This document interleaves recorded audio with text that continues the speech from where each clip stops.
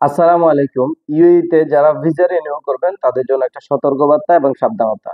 সেটা হচ্ছে ইউএইতে অনেকে হয়তো এক জায়গায় ভিসা অন্য জায়গায় কাজ করেন, এক জায়গার ভিসা নিয়ে অন্য জায়গায় ওয়ার্ক পারমিট করে কাজ করেন বা যেভাবে কাজ করেন, মানে কোম্পানিতে কাজ করেন না, অথবা ছোটখাটো কিছু বাঙালি কোম্পানিতে কাজ করেন, বিশেষ করে বাঙালি কোম্পানিতে ছোটখাটো কাজ করেন, ওইখানে কাজ করেন, ওইখানে ভিসা রিনিউ করবেন।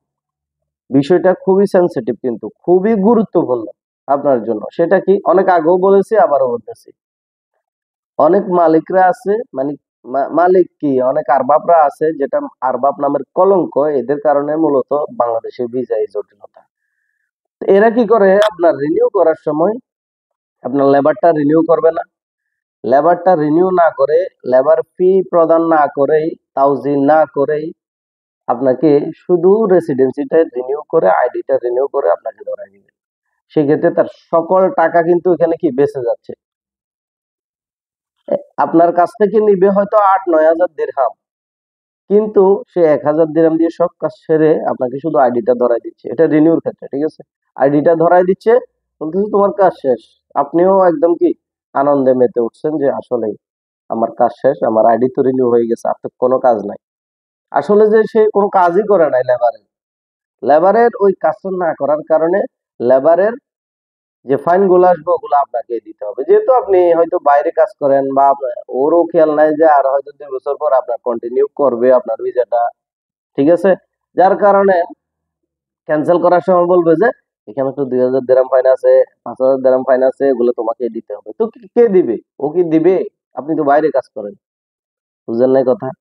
ও কি করে, লেবারটা রিনিউ না করে আপনার ইমিগ্রেশনটা শুধু রিনিউ করে রেসিডেন্সি আইডি টাইপ করে ফেলে, তারপর এটা চলে আসে ১,০০০ দিরহাম দিয়ে কাজ শেষ। কত বড় মারাত্মক জালিয়াতি তারা করতেছে, একটা আবার চিন্তা করছেন? ভিসা জটিলতা বলতেছেন, ভিসা বন্ধ বলতেছেন, এই কুলাঙ্গারদের কারণে। ভাই, মাথায় আর মেজাজটা সবসময় ঠিক থাকে না। এদের কারণে মূলত এই কাজগুলো হচ্ছে। সাধারণ প্রবাসীরা এদের কারণে বিপদে পড়তেছে।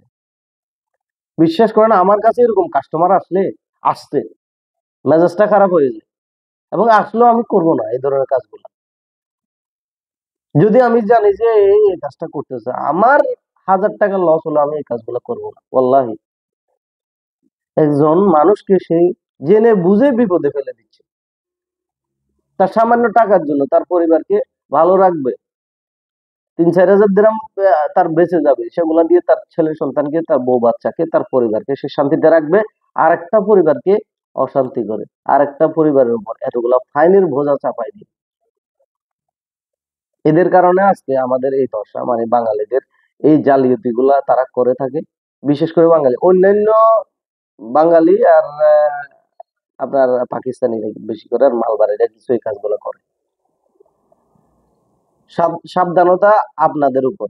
আপনি যদি সাবধান হন, হয়তো আপনার এই কাজটা না হতে পারে আপনার উপর। আপনার ২ বছরের লেবার কার্ডটা নিয়ে নেবেন। আর এই কার্ডটা না হলে কিন্তু আপনি অন্য জায়গায় ওয়ার্ক পারমিটও করতে পারবেন না, বাইরে যে কোনো জায়গায় ওয়ার্ক পারমিট করতে পারবেন না যদি আপনার ২ বছর ওয়ার্ক পারমিটটা না থাকে। এটা মাথায় রাখবেন, ঠিক আছে। তো সাবধান।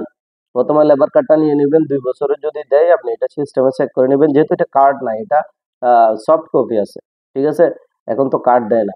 তো যেহেতু সফট কপি, হয়তো এডিটও করতে পারে তারা।